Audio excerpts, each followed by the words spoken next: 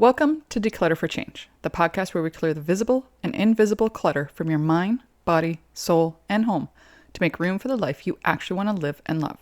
I'm your host, Heather Clark, and today I'm joined by Anja Lavigne, who helps turn homes into magnetic powerhouses for clarity, ease, and everyday success.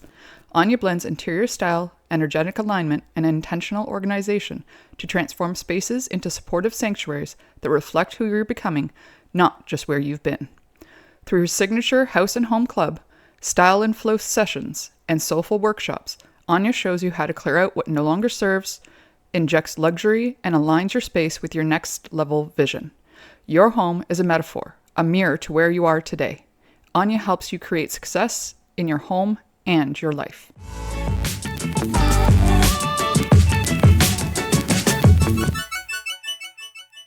Hello, Anja. How are you? I'm great. I'm so excited to connect with you, Heather, today, and everybody who's listening to us. Yes. And there's so many things that I know, and we were talking, and I got you to fill out the form and stuff about what you want to talk about, and so many things. I was like, yes. I was like, oh, this is gonna be maybe this is like a 2-hour podcast, not just because I was like all of this stuff that I was like, yes, our listeners need to hear about this, and all of the topics that you'd given, I was like, oh, absolutely, because it's not just the physical stuff, but also like, why do we keep the physical? Why do we have stuff specifically in our home and stuff like that? But before we get into that, I'd like you to let the listeners know, first of all, how'd you get into the online space? How'd you become a coach? How'd you get to where you were? And as we were talking before recording, was this on your list for the kindergarten? Like, what do you want to be when you grow up? Because it wasn't on mine. Yeah, it's so true, right? Because I'm a big believer, like more in the spiritual form, that we have decided what we are meant to do here and to serve, but it's a journey to get there. And that is what we're doing. Like, I'm here to serve and you're here to serve. And many of our listeners, I think of all of them, are. So absolutely not did I know I wanted to do this. However, I will say my first love was design. And even though I didn't get into it, probably because I just maybe didn't feel confident enough, but my grandmother, she was my first teacher on design, and she was wonderful in displaying how furniture doesn't need to and should not always be put against the wall. So the placement of furniture, mixing modern and antiques, and also just designing like a little vignette, like with maybe 3 decor items or 5 in placement like that. So that was really my love. And also we grew up with not a lot of financial funds. And so my mom would be like, okay, let's just move the room around. So we started doing that. For moving rooms around regardless whether you have money or not. Yeah. And it was kind of like, and I do this with clients too, like, let's shop in our own home, right? Because let's shop first before we go out. So, but I started off working with young children in early childhood education. And at 24, I was a director at a nonprofit. And what I really noticed then was really the interactions of the parents, so the adults and the children. And so very much an open door policy. And then when my second child was born, I left that full time and went to part-time to run parenting programs. And parenting programs were, sort of like the message du jour was, bring your kids in. We're going to do storytelling and everything like that. But it was really to empower the parent, because parenting is stressful. And no. And these programs were located in more of the inner city neighborhoods. So many times it would be just one parent doing everything with a small amount of funds, or someone who's just arrived here newly to the country. And so that interpersonal skill of people, I think that was a good foundation for me. But that was sort of the beginning of my journey here in this lifetime. And that's awesome. And I know one of the big things that your format said, and we're discussing as well, is just like, how our stuff, whether, it's the stuff we wear, the stuff in our home, all that stuff, how it all carries some sort of, whether it's energy, whether it's a memory, whether it's just something. So with that, why do you think there's certain people that like the minimalistic thing? And why do you think there's people that just, I call, well, and it's also called maximalist. So they're like the type that like you see colors everywhere. You see like the prints, like the animal prints everywhere and stuff. Like what have you noticed in your journey and stuff like that, working with your clients and stuff like that, or even just the online space? Like why does one go towards one versus the other? I've never been asked that question, and I think it's a really good one because where I got more specific in what I'm doing now was I started a staging company, and I started that from 2004 to 2016. And so, at times I would be at 5 different homes a week. And that question is so key because I would be dealing with different personalities because different personalities have different styles. So I'm in there going into marketing your home, but seeing, the analytic person, or seeing the more of the, maybe not necessarily a professor, but the professor, like tons and tons of books and beautiful bookcases. Like, I mean, like it could have been a Billy bookcase from IKEA, but I'm just like, books have such richness. So you could see and feel what was important to that person. And there's no way they were going to get rid of their books. Their books was like, it was part of who they are. Color. Yeah, of course. I mean, I believe we're all creative, but we're creative in different areas. So the boldness, and that's sort of their personality, and that their home of their boldness showed that of, maybe lots of prints and big art and, maybe, colorful sofa, like I see purple, and stuff like that. The forest green or the like emerald green. I've seen those. And I'm like, I would love that. Except that so does not go with the rest of my house. Right. And they are creatives that a lot of them were actors or songwriters. And so, yes, a lot of their personality, for sure, you could see in their space. Great question. Well, thank you. I try. Now, what makes you think, because I know, like with me, I'm not either or. I'm not a minimalist by any means. I also don't, my style is eclectic, if eclectic can be, a style. Absolutely. And a lot of it is just because of, it was hand-me-downs. It was stuff that I was like, yep, absolutely. I was like, yep, nope. I went from a 2-bedroom place, to this 3-bedroom, and I was like, I need furniture. I need whatever. And then over the time, like even right now, as I'm recording this podcast, I'm switching things up in the house as it is. So like when you're saying like, oh, if you don't have money to do that, just change things. I'm like, I am so on board with that, because sometimes just changing your room around can change the energy in you, let alone your family. But with the minimalists, so there was like a huge, I don't remember how many years ago, but like this big push to become minimalist. What is your take on like the extreme minimalists, where it's like, oh, I have my bed and one table, or I have this, and like very, very small minimal? Have you ever worked with anyone like that? Sure. I mean, definitely I have, or one who wants to be extremely in that arena of being a minimalist. I mean, again, it goes back to personality. When I work with clients, it starts with them. It's like, okay, what is it that you would like to achieve? What is it that's not working for you in this space? And then we can start looking at solutions and ideas and everything like that. Sometimes I find it's also like certain astrology signs, like a Virgo, is extremely on perfectionism until it becomes perfect. Yeah. So till it's perfect, who cares? Or not, I don't want to say who cares, but it kind of sounds like, they won't touch it unless it's going to be perfect. And so, it's kind of like this back and forth they play with themselves, because not till then I will, that kind of thing. So that happens also. And then, well, I mean, I think minimalism is kind of, in a way, like we can visualize what it is. And Marie Kondo came around in a very good time. It was the same thing like when I was staging and I started in 2004.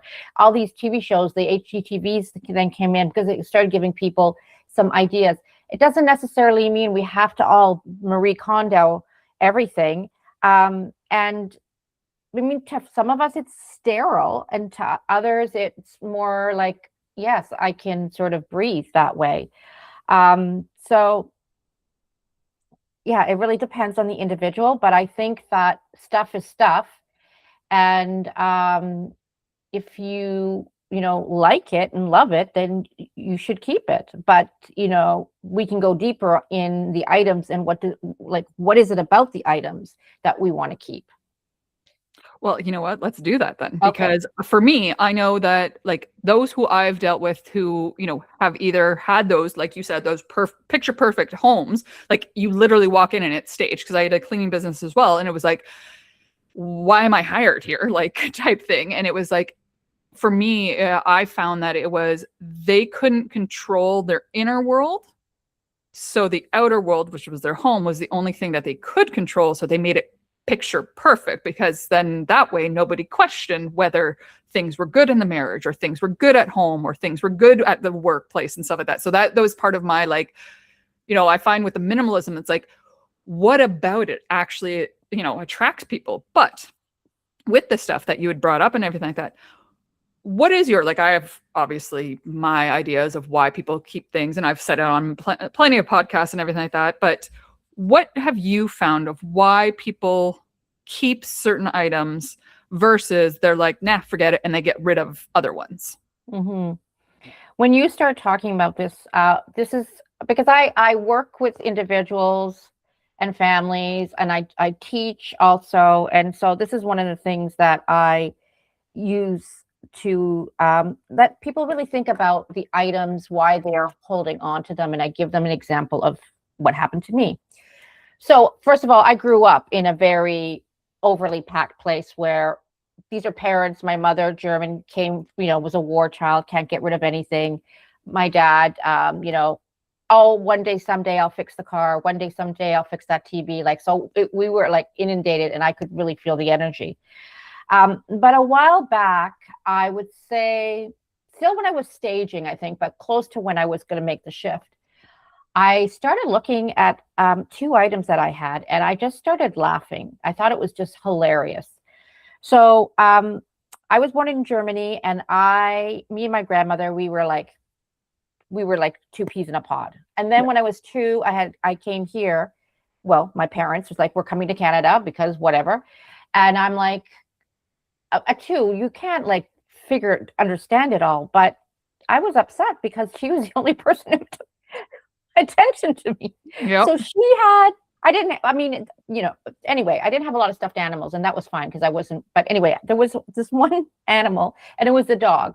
Okay, I'm like this is like now I'm in like my late 40s, 50s, whatever.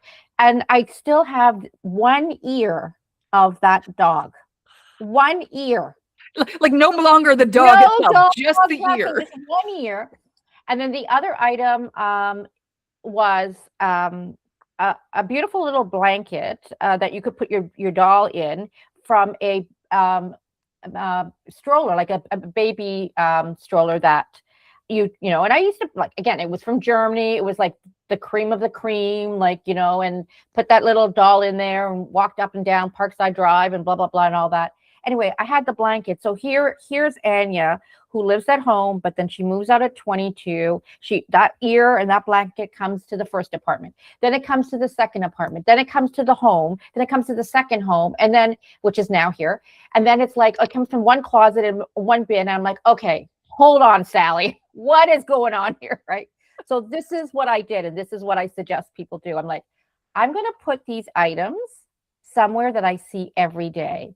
And to me, that happened to be my dining room, because I was passing through the dining room was sort of a middle of the home.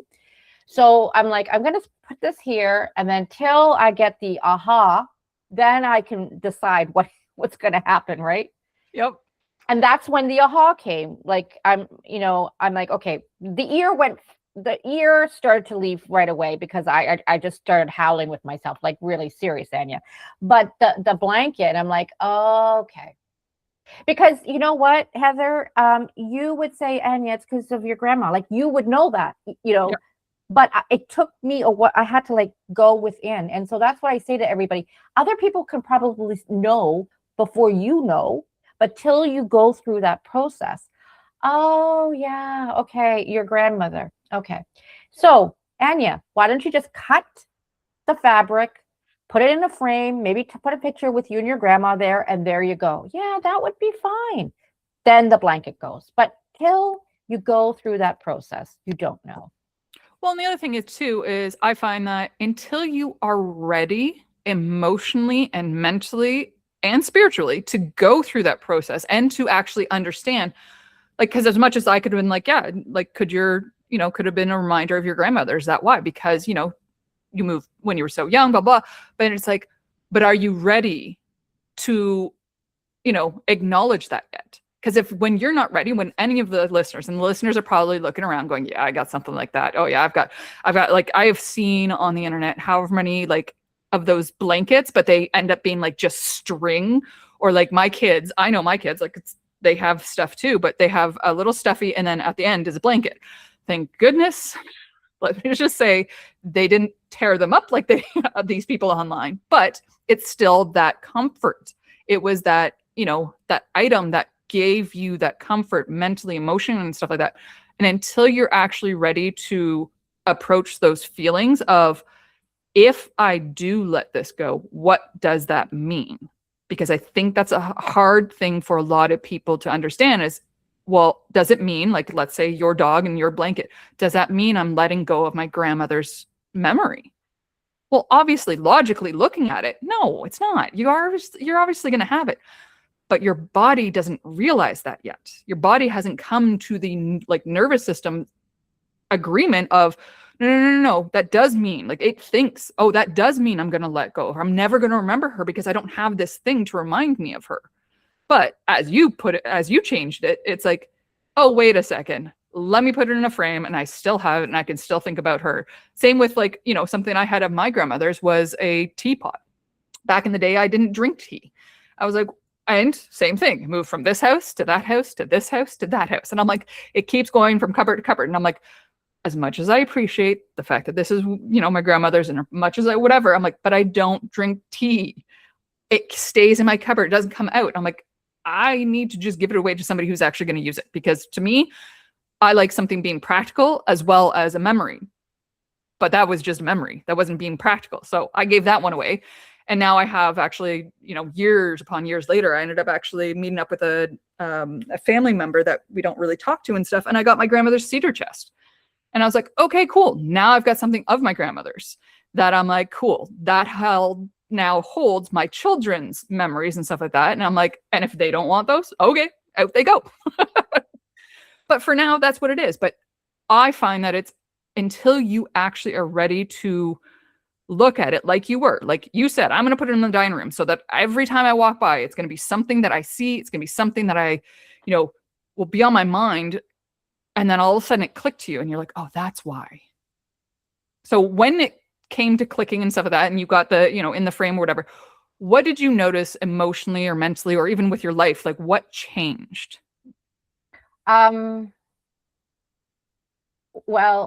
I think that I was grateful for that process because now I could teach it. Love that. And as you were speaking, I just got another aha. And I think that sometimes I'm a big believer of going deeper, deeper, deeper. And we can't go all the way to the bottom always right away. But what I just kind of got to another level of deepness as you were speaking about this. And what happened for me, because I was looking at the time, and that was when the children, I have 3, they were kind of like, not, I want to say like kind of in the adult. I think some, maybe one was in university and the other wasn't living at home or something like that. So it's also like the consciousness is another piece. Like the more conscious we are, the more aware we become. Mm-hmm.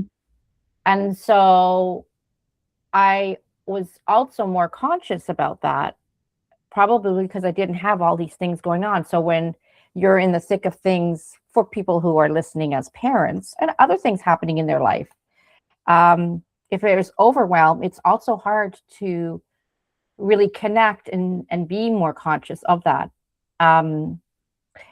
Having said that, also, when we sort of start removing what no longer serves us, and the space changes, we do become like much more aware, more conscious. And the more conscious we are, that's when we kind of get the little downloads or the big downloads. That's when we can connect more to our higher self, spirit, even our ancestors. Like, we're talking about grandmothers here, like, Yep.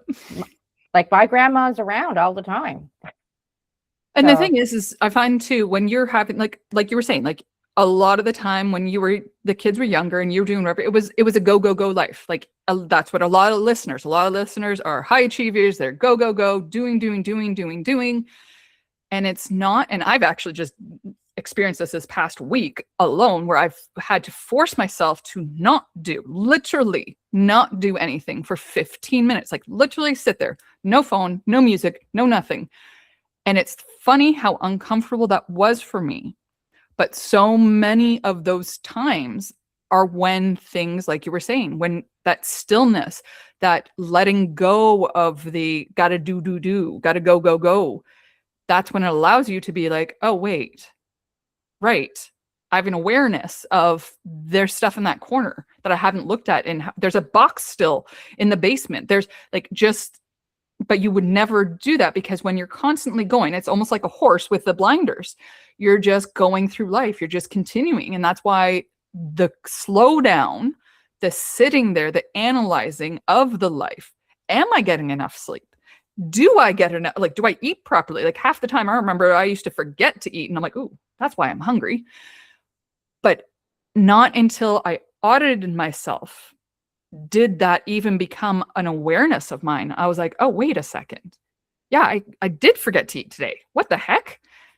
And then my sleep. Oh, okay. Well, if I didn't get sleep, oh, guess what my mood was the next day? Or guess how I was the next day? I wasn't so productive. I wasn't so whatever. And I would always be like, why am I so, like, why do I not feel like doing anything? Why am I so lazy, as I called myself, even though literally I was definitely, I know. Probably like, no way. looking back, I was like, I was actually just on the call with my coach, one of my coaches today, and I just said to him, like, it's the not doing I've got to get used to. I'm like, I have no problem in the doing.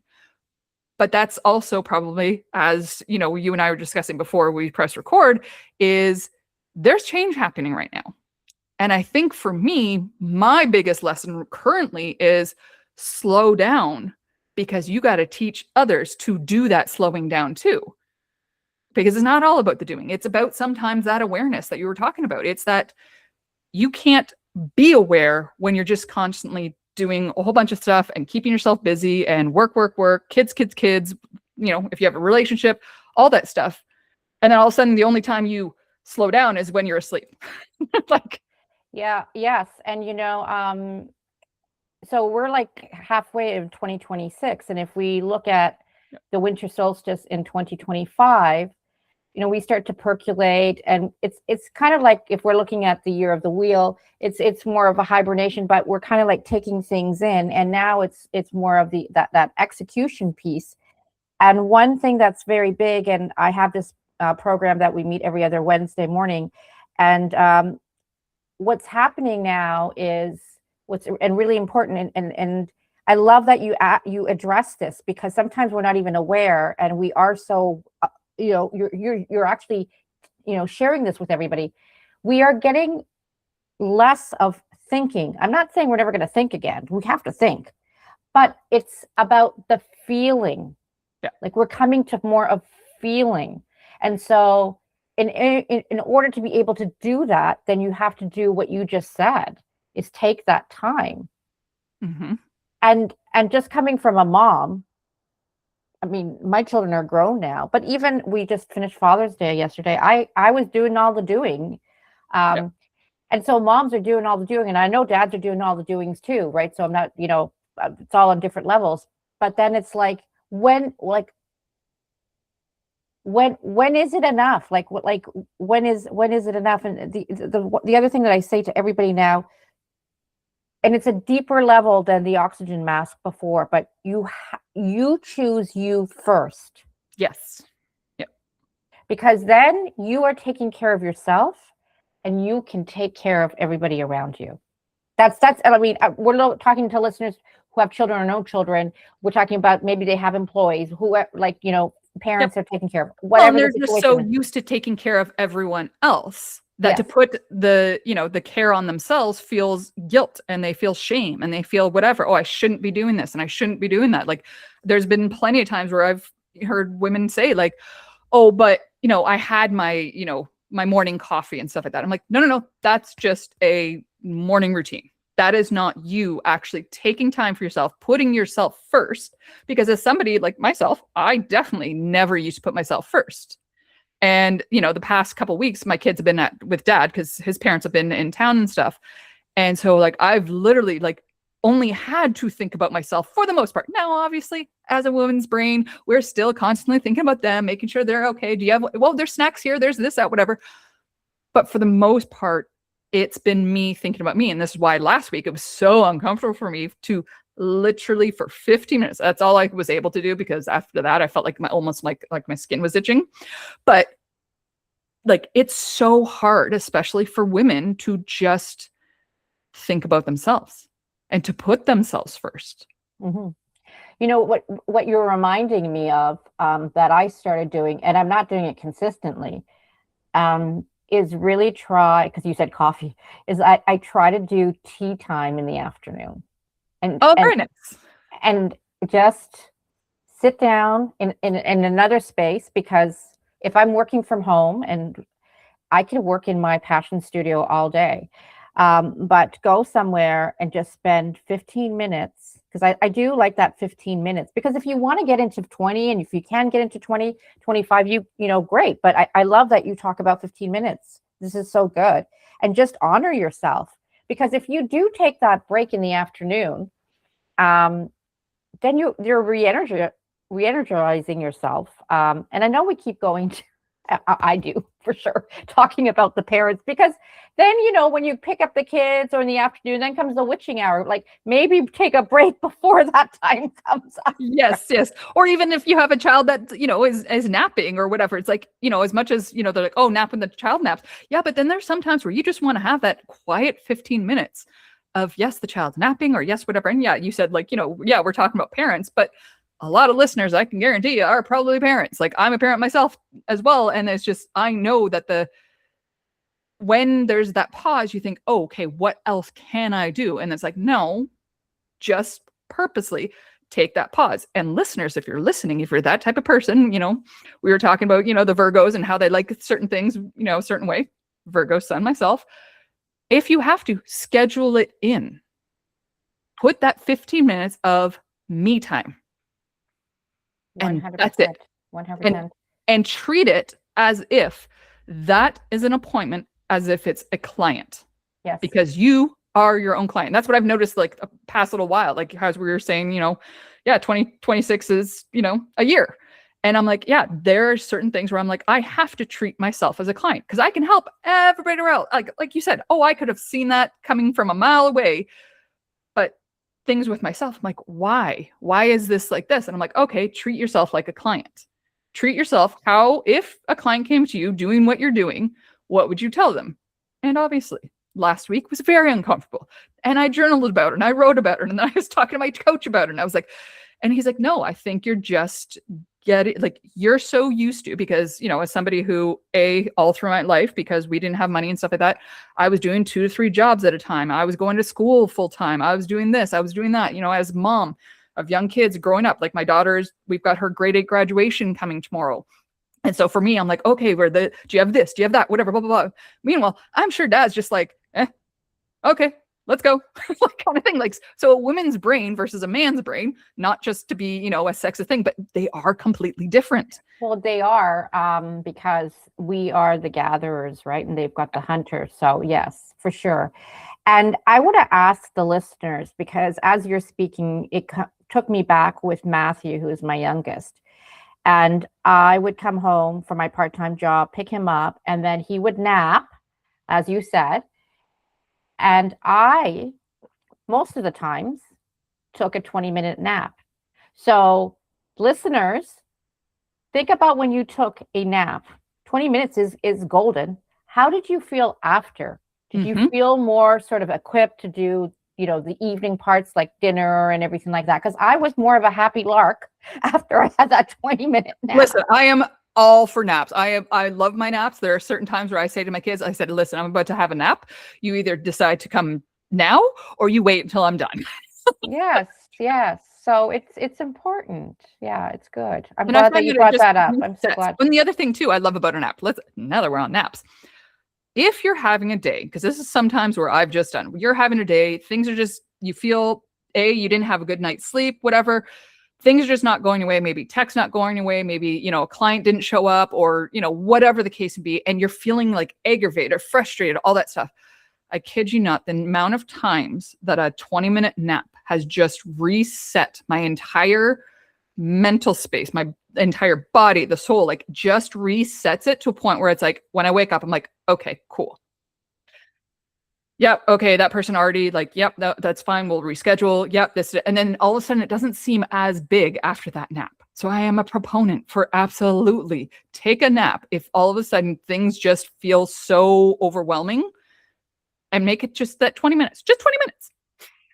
Yeah. 20 minutes is like, well, it's been proven that it is like ideal. Yes, it has been proven. Than that, yes. Anything more than that is, well, I might as well go back to bed. Because sometimes there's been times where I've forgotten to put my alarm on. And then I wake up like an hour or so later and I'm just like, yeah, I regret that one. Okay. Because then you feel a little groggier and now you're like pushing yourself to do more stuff. Levels low and all that stuff. Yeah. Yeah. So I'm just like, yeah. So that 20 minutes is ideal, listeners. So again, if you're feeling the feels and you're feeling like frustrated, angry, whatever, or even just sad, like there's been times where I'm just like, I just feel sad. Like, you know what? Just take a nap. Sometimes just that little nap, that 20-minute nap just resets your entire soul. So I absolutely love that. When it comes to, as we were talking earlier about the stuff, people's stuff and why they're attached to it, have you found that there's certain things or certain reasons, let's go for the reasons, why it's hard for people to actually let go? No, there's some of the major reasons is their loved one has passed away. Mm-hmm. Another one is that their children no longer live with them. So they want to like keep that room just in case one day, someday, or keep items from them that they don't need anymore. And I can actually give, like, I always like to give my examples of myself because I don't really share others, but unless something comes up, of course, that's really highlighted. But Emily, my oldest, was getting rid of her, because you just had talked about graduation, her graduation purse, maybe, I don't know, let's just say 4 or 5 years after. And I'm like, Emily, what are you doing? Why are you getting rid of that purse? She goes, Mom, you're the one who teaches me always, like, when you don't need something. I'm like, yeah, but it's so cute and everything. Again, I had to go in and say, okay, Anja, what's the deal here with the purse? It's you, because you remember when you went shopping. It was the first graduation you went through because it's the first child. And, it's that time and she's not here anymore. She's off to university. Then she's gone. And so when you see that purse, it's a memory, right? So that's a lot of the times that people have a hard time with. It's a memory. Another one is money. Well, I can't get rid of that. My aunt got me that curio cabinet, but I don't like it. But it's a lot of money. Yeah. How can I spent the money on it, or it was handed down to me, and I find a lot of the times it's like, yeah, but does it go with your decor? Yeah. And so now I want to just go a little deeper to explain to the listenership, if they're not already know this, because the energy piece of what I do, and that all started to come together when I had that staging company from 2004 to 2016. Because what happened was people are getting their house ready to go on the market. We're talking marketing. And who were the clientele? Anybody who's selling their home, downsizing, upsizing, lateral move. So it was, every walk of life, female, male. I would go through their space, give them a long list sometimes of what to do to make the change. Not because I wanted to be a pushover, because I felt that most of our homes is our largest investment. And Mm-hmm. I wanted them to get top dollar. I think they deserved it as a human being working hard here on earth. Right? Exactly. So that was my reasoning. And about 95% did what I told them to do. And they were all under the umbrella of the re's: repair, remove, refresh, um, redesign, all of that. When they finished everything and ready to go and have their house sign up out on the lawn or the condo, sometimes I brought furniture in, sometimes I didn't. But this is before all of that. Three things were in common. One was, I can't believe how much stuff I have. Now, some of those people put it in storage, and those people who put it in storage never wanted it back in their home. Yep. Some of those people said, why am I having a can of corn in the back pantry that is like 4 years out of date? Like, I never even look at that, because I was all about creating space in cupboards, closets and everything. So they have to go right into like every little niche. Second was, oh my God, I love my home. I don't want to move. So when we start to sort of pay attention and realize this beautiful dynamic connection that we have with our home, because when we care for it and respect it, it sort of like kind of has our back, and it's right there, like your best friend, like rallying you. And then the third part was, and this is where the energy piece came in, that I started realizing I want to work with people not only who are selling, but who are living in their space. They physically changed, their skin changed. Mm-hmm.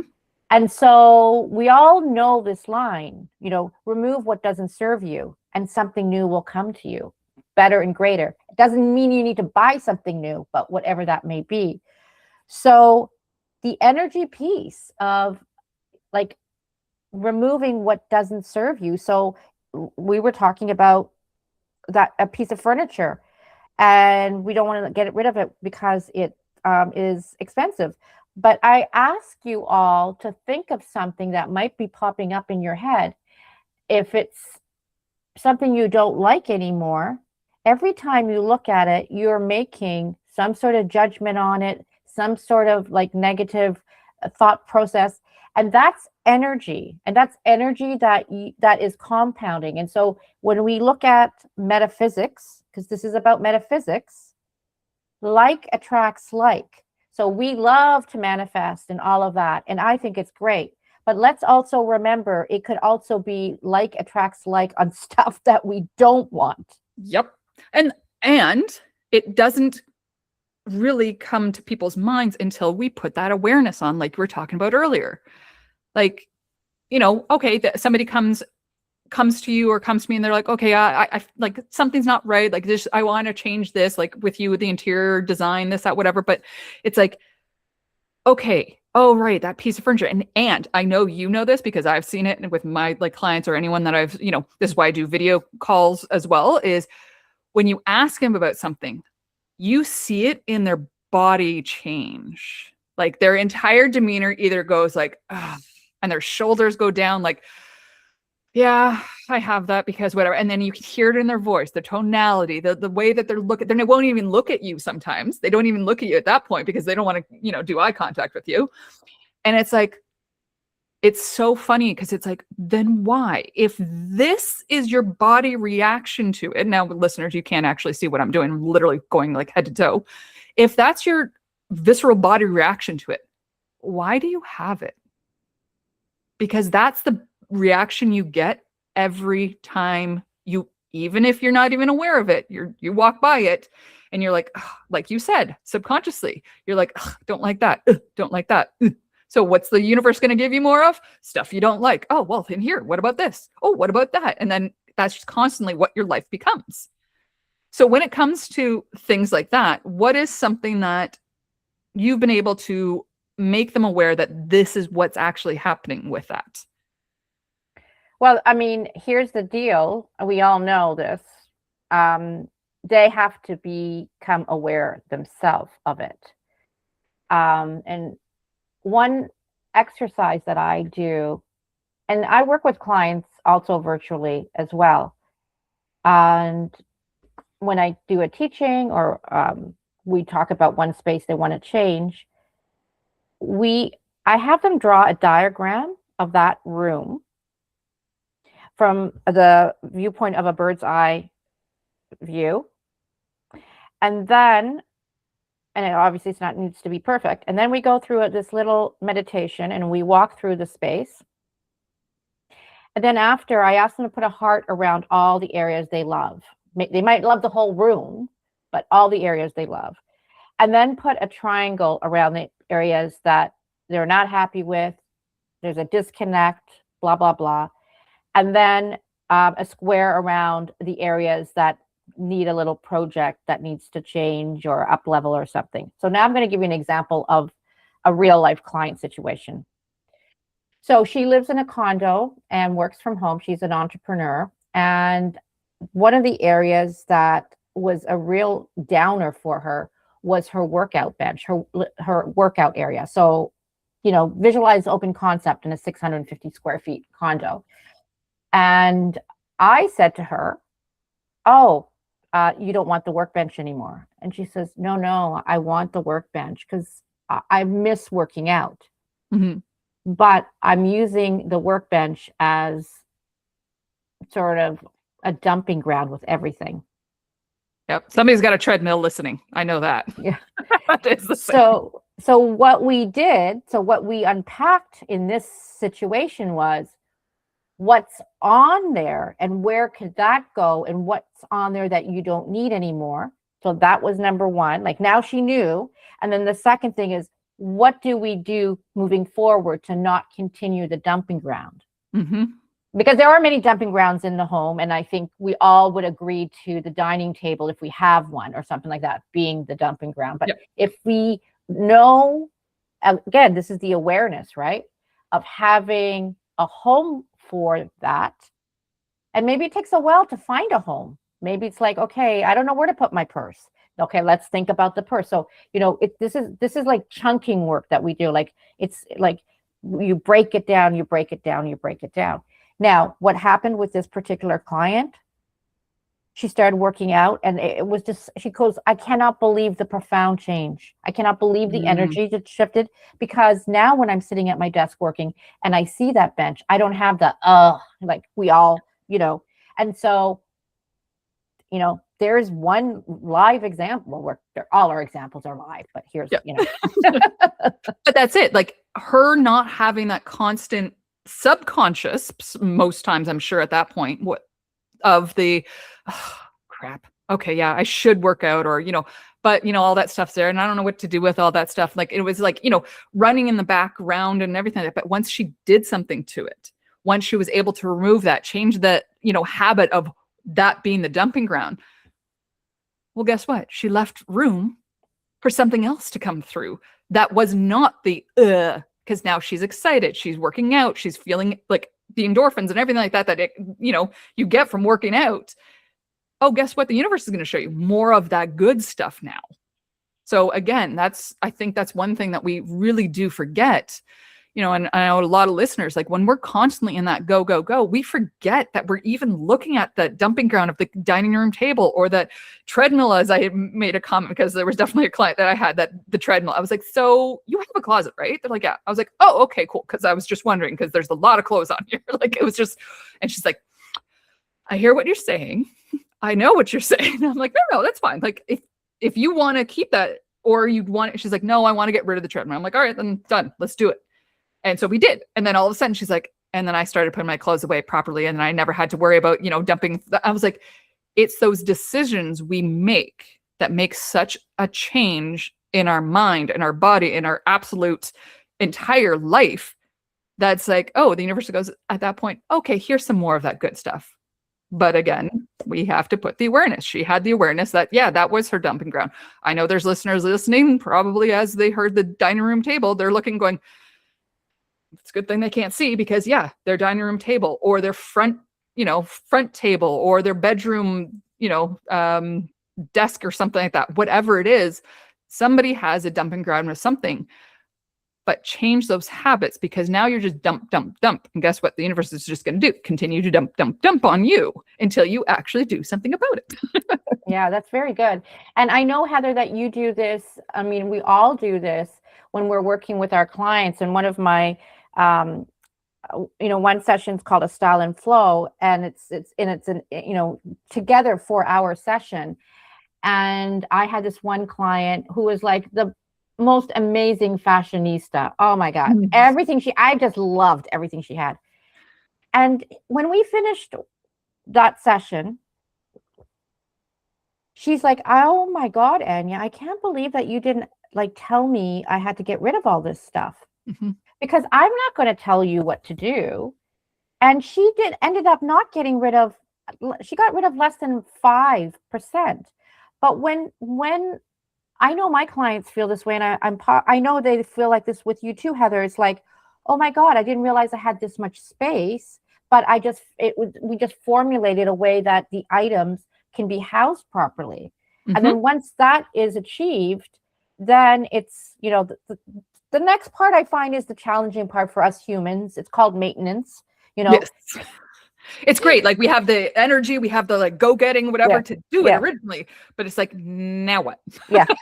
Because I always say, like, we don't get a haircut once in our lifetime. Like we have to make, right? So it's like, we have to maintain our space once in a while, like make a date with your room. Like, yeah. Well, and just like I said, like I'm quote unquote the expert in all what I do, and I'm still doing stuff. Like there's a box sitting at my front hallway that I've been filling up because I'm like, okay, no, don't need this anymore, because we're constantly changing. And when we constantly change, so does our environment, so does our energy, so does everything around us. So this is not a once and done deal. This is a maintaining throughout. And as you're going through the changes, as I said time and time again, it's the old version of you meeting up with the new version. And that clutter is just the in between going, okay, now what do I let go? What part of my old self am I letting go of? Does it mean that I let go of this couch? Maybe. Or does it mean that this couch now goes somewhere else?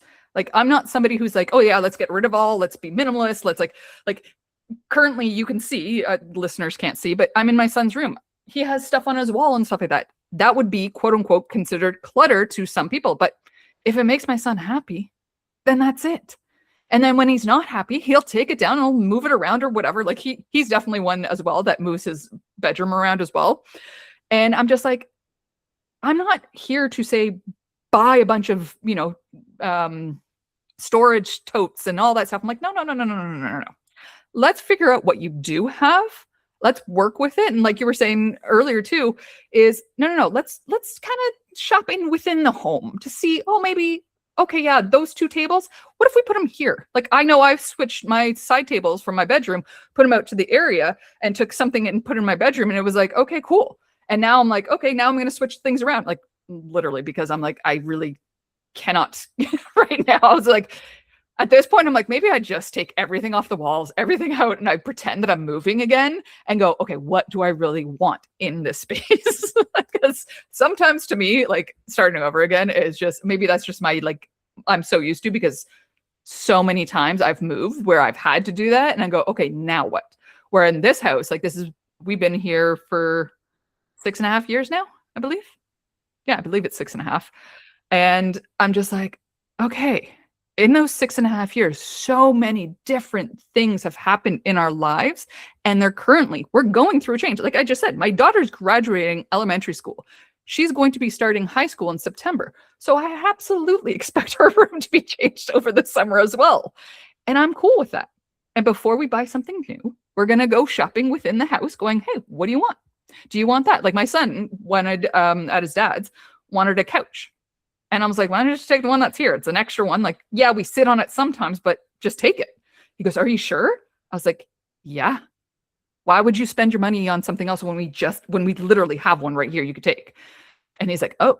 And so, yeah, clear that out, move my stuff. That's probably actually what started it all. Actually, I'm going to say that's what started my like rearranging my entire room. But again, the energies are changing. You're changing. Therefore, your environment has to change as well. And until you put that awareness on it, it's not going to change. Yeah. And the house that I'm in now, was the second house with my children. So here we then had the third, and it was a really big house. I didn't ask for it. I wanted the neighborhood for the school. However, when I think about 3 or 4 years ago, my husband looked like maybe he was going to have a career change, and we thought, well, let's downsize now because there's only one person living with us, one child. And so when I talked about that example of the dining room, that dining room I used to have, we could sit 22 people in that dining room. Oh, wow. Yeah, like we moved some things around it. It's a Victorian house, and for some odd reason, these dining rooms are big and the living rooms are teeny tiny. And so we downsized and we moved to the second and third floor. So what used to be my office, which was a sunroom, I'm like, well, what are you going to do? That's now the dining room, and only 5 people will be able to eat there. It's a round table, and that is it.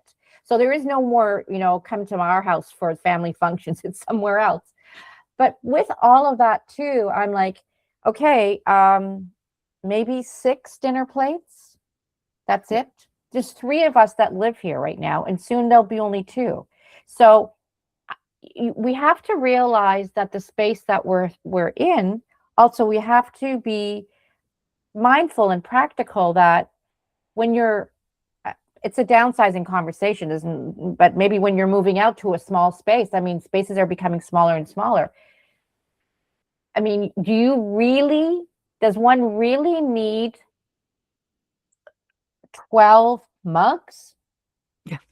I have 3 that I love. Honestly, those are my 3 mugs. And if someone said you can only have 2, okay.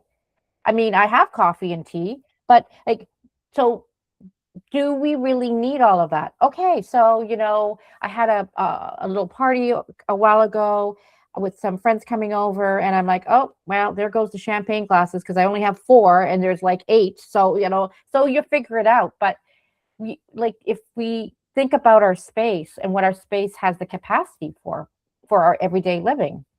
Yep, and that's it. It's the everyday living. It's not those twice a year or once a year events.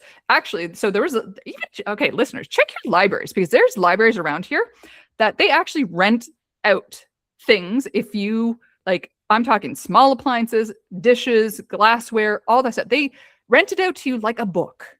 So wow, yes, I love that. I know. When I found that out, that was years ago, probably about 8 or 9 years ago, because we were very much avid library people and stuff like that, mostly because we didn't have Wi-Fi at home, but that's besides the point.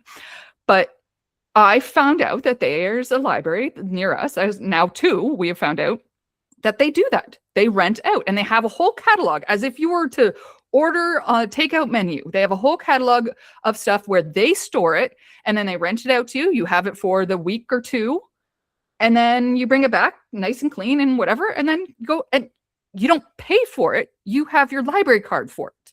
So listeners, if that is something that you're like, oh, but I might need this for, the one-time holiday dinner that we have, maybe go check out your library, or maybe see if there's somebody that you can borrow from, because the space that you allow it to take up for 364 days of the year for that one day, it's not worth it. I can tell you right now, it's just not worth it. Yes. And everybody has their thing. My 2 things are vases and pillows, but you can only have so many vases, So you have to you could do that whole table idea again, put all the vases there and go, okay, which one? I'm giving the example of the vase. I mean, we all have our thing, but sometimes when it's all together, we've seen some of these shows, right, in the past, where when we visually see all the vases we have or all the black t-shirts that we have, do we really need 50 black t-shirts? Really? So. And again, I'm going to bring it back to, I think that's probably going to be part of the title of this podcast, is bringing it back to that awareness. The awareness of what do you have, what do you want, and what do you want for not just today, but what do you want for future you as well. So I think that's a great spot to also ask you, what is a tip for the listeners listening for their mind, their body, their soul, and their home that they can take home today maybe do today, this week, whatever, that can be part of the maintenance, part of the actual clearing out their space, or just part of, taking that nap. Yeah. Well, first of all, I love that you have these categories. I've not seen that before, and you are bringing consciousness to a whole new level when you bring this up for the listeners. I really truly love this, Heather. So one thing that I like to talk about for the home that's more on the physical, and I find that when we start with the physical, other things start to open up. But I like to call it the circuit. And hey, you and I talked about the timer. Bring the phone and just go into each room and spend 5 minutes. And even if you want to go a little bit higher, which kind of can change the emotional part, the body and everything, open the windows. Mm-hmm. You can open the windows in the wintertime. It's good. You don't Yes. have to have them open for a half an hour, but open the windows and then 5 minutes in each room. It's incredible. Now, what would I do if I was in the bedroom? I would have the bed made because that's the biggest piece of furniture. So once the bed is made, that room feels somewhat complete, and also you feel you've done something, that day. Yep. In the kitchen, 5 minutes, what would I do? Number one for me would be the counter, because when we walk in, then there's more clarity. The sink and the counter is really key. Now, I have a place up north that doesn't have a dishwasher, so it doesn't sit there. So what would I do? Maybe I would just rinse the dishes, do the soapy water, warm water, put all the dishes in there, and then the counter is clear. And then coming back later on and cleaning, the rinse is much faster. Bathroom, the two areas I would say, I love the essential oil spray, cleaning the sink, and then just doing a real, very quick in the toilet, and even putting the spray, essential oil spray and stuff like that. It just changes it up. And the living room, going in there and just puffing the pillows, getting that throw, and placing it back. Anything in there that doesn't belong, like cups from yesterday, before, whatever. That to me is huge. Now it's only 5 minutes, but you already have changed it. And then what happens? You're feeling better. So that's where then the emotional part gets lifted up. And then comes the clarity piece, because things are much more simpler again, or put back. You have a better mental state. Mm-hmm. You're feeling a little bit better. And then, of course, then comes, the energy piece of it, the spiritual part of it, just who knows, maybe then you're open to some ideas, which I call downloads, and you can see the space and feel it in a more conscious state. I also find it's when you take care of your stuff, you're putting that energy into that. So when you take care of it, therefore, you're going to be taken care of as well, no matter what that is, depending on what it is. So thank you so much, Anja, for everything. Is there one last thing that you're like, you know what? I really want to say this to the listeners, just before we go. One of my things that I love talking about with clearing energy, and energy, what energy is, it's just our emotions, stuck emotions. And being mindful and taking the broom. I mean, I love my Dyson, but taking the broom and just sweeping. And I just like to maybe do a mantra, happy, healthy, wealthy, or I'm feeling abundant, and just keep saying that as you're sweeping, and just sweep the living room, the kitchen, whatever.